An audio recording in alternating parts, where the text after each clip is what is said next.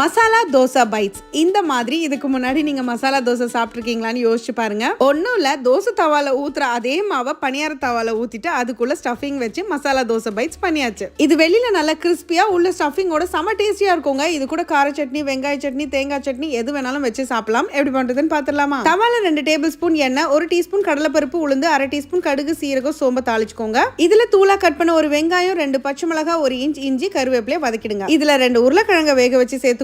3/4 teaspoon உப்பு, 1/4 teaspoon மஞ்சத்தூள், 1/2 teaspoon Kashmiri மிளகாய் தூள் சேர்த்து நல்லா கலந்துட்டு கொஞ்சமா கொத்தமல்லி சேர்த்துட்டு இறக்கிடுங்க. ஆறுனதும் இந்த மாதிரி குட்டி குட்டியா உருண்டை பிடிச்சு வச்சிருங்க.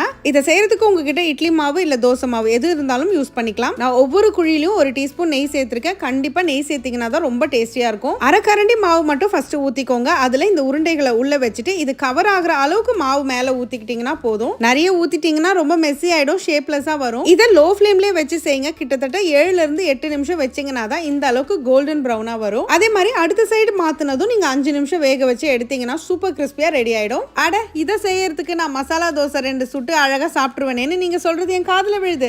ஆனா எப்பயாவது இந்த மாதிரி டிஃப்ரெண்டா செஞ்சு சாப்பிடும் போது ஒரு பயங்கரமான ஒரு சாட்டிஸ்பாக்சன் இருக்கும். ஸோ பிஸி மாம்ஸ் வீக்கெண்ட்ஸ்ல செய்யுங்க. ஹோம் மேக்கர்ஸா இருக்கிறவங்க, டைம் இருக்கிறவங்க உடனே ஈவினிங்கே செஞ்சிருங்க. ஆனா செய்யும் போது மறக்காம ஸ்டவ்வோடு சமைக்கும் போது கொஞ்சம் லவ்வோடு சமைச்சிங்கன்னா சுமாரா இருக்கிற சமையல் கூட சூப்பரா இருக்கும். எப்படி?